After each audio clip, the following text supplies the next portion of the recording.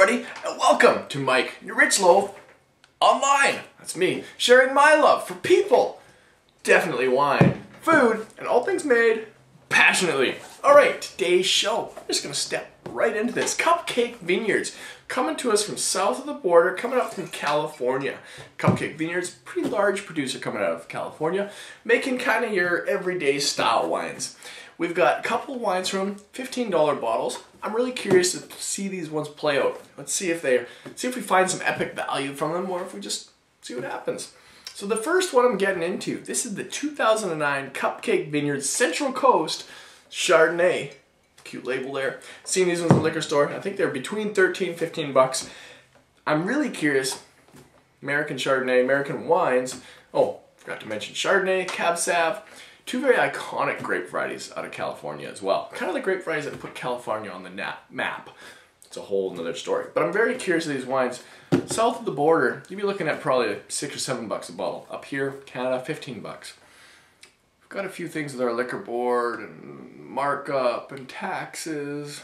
That's all I have to say about that. Enough said. Anyway, this is their Chardonnay. Let's see what's going on. Okay, now on the nose. I'm smelling fruit. That's nice. We'll talk about that in a second. On the nose, I get kind of that melon, kind of that cantaloupe realm meets melon meets like cantaloupe meets pineapple hint, subtle hint. It's like I put a wedge of lime and a wedge of apple on the side of my pineapple juice glass. Getting that subtle hints of an oak program, but not over the top. Subtle hints of an oak program. So I get a little bit of that coconut, little coconut kind of meets butterscotch, something in there. Now what I was talking about when I said we'll talk about it in a second. Chardonnay out of California for a long time was made in a very big, very robust, very creamy style of Chardonnay. How did they accomplish this? Oak. Oak, oak, oak, oak. Tons of oak. Brand new American oak.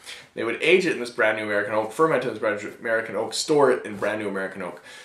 This would give it that over-the-top oak profile and flavor. Very yummy wine, I'll put it that way. You get a lot of that coconut, vanilla, butterscotch, nuttiness from that oak. But in that case, it tends to take away from the wine in some cases, where you're not really tasting much of the fruit anymore, not tasting what that grape had to offer. You're kind of killing the life of that grape, its personality, by masking it with oak. Sometimes it's balanced out really well, especially a really big hot year, get a lot of fruit coming in, add some nice oak for flavor. You can balance it and make it really nice.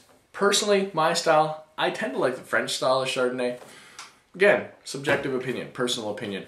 I like it because they do more of the stainless style. It's more subtle, it's more delicate, it's more bright, crisp, acidic, made for food. More of that stainless style of Chardonnay. But this one I think kind of bridges both those worlds. You get a little bit of that oak, subtle hints of oak, but a lot of fruit coming through. Let's see how it tastes.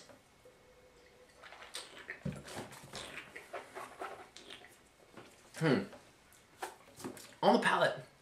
Okay. I'm getting that cantaloupe, like I said on the nose. Cantaloupe, pineapple, a little bit of that apple in there. One thing I noticed, I find a little bit disjointed in this one, is I'm tasting kind of it's like a pineapple rind almost. Like it's like I'm eating a nice pineapple or cantaloupe. It's like I'm eating a nice cantaloupe on a picnic, and oops, not paying attention, I bit into the rind. I'm getting something slightly sour. Slightly sour. I almost wonder if they press these grapes a little bit too hard to get extra juice out of them. Get a little bit from that, but otherwise, it's also coming through with a interesting waxiness on the palate. It reminds me of beeswax or candle wax, like the beeswax you used to make candles back at Cubs or whatever, whenever we made beeswax candles, rolled up and wick in there. Reminds me of those aromas, those flavors that I wasn't eating the candles, but you could smell them, that's for sure. Now, with all that said, finish on this is, it's just wine. You taste a little bit of, not a lot of deep complexity to it. It's not making me think. $15 bottle of wine. You know, I'm going to put it on my rating scale as like okay. Yeah, I'm just going to put it as okay. It's not an average wine. It's a sipper. It's a casual sipper. It's a party sipper. Something like that. It's not great value, 15 bucks. If I was in the States, I could pay $6 for this. I'd love it. It'd be great. I'd appreciate it. That's all I have to say about the Chardonnay. Decent decent casual sipper. Good party wine. Let's put it that way. Next one. This is their 2008 Central Coast CupCake Vineyards Cab Sav.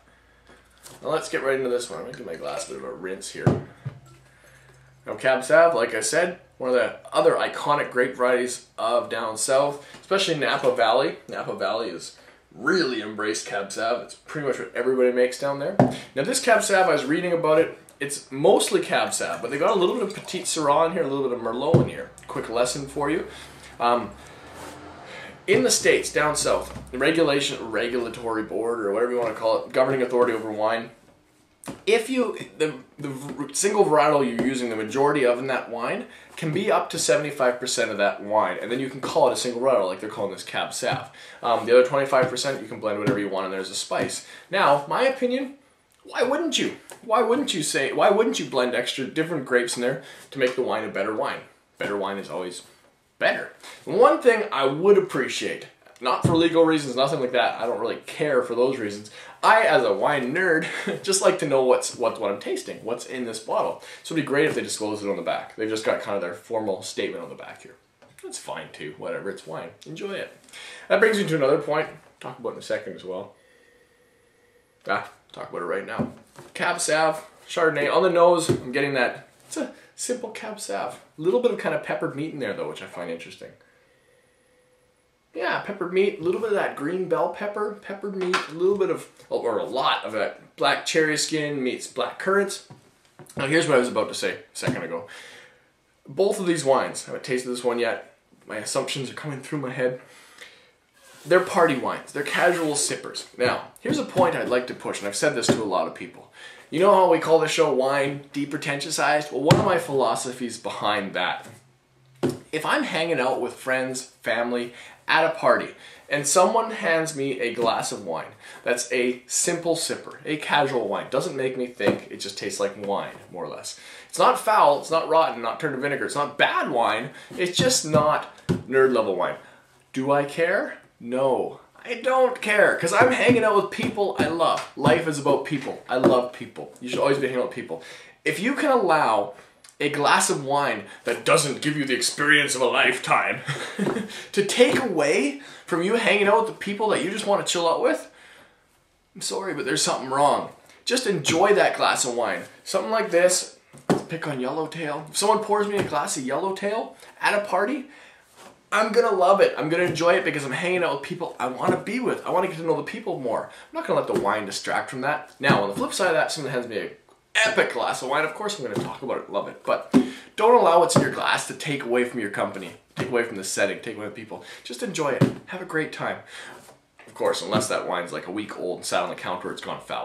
Anyway, let's taste this wine real quick and finish up the episode. Like I said, both $15 wines. Casual sipper, very Cab savvy. It's got a neat little bit of that peppered back end to it. Both of the finishes on this, they're subtle. It's got a big, neat tannic backbone to it, which I do kind of find neat. People like that. It's kind of more in your face, a little bit more oomph and power to it. This would work well with whatever you're chewing on off the hors d'oeuvre table. It's too bad they're 15 bucks. I'd much prefer, I think these are much more better suited around the $7 or $8 range. Probably what they're listed for in the States. It's the way it goes. Both okay wines on my wine rating system. That's all I have to say about that. So everybody out there, thanks again for watching today. I gotta throw up a beer episode in the near future too. Haven't done one of those in a while. Beer is very dear to my heart too. Remember, wine depretentiosized, and we'll see you soon.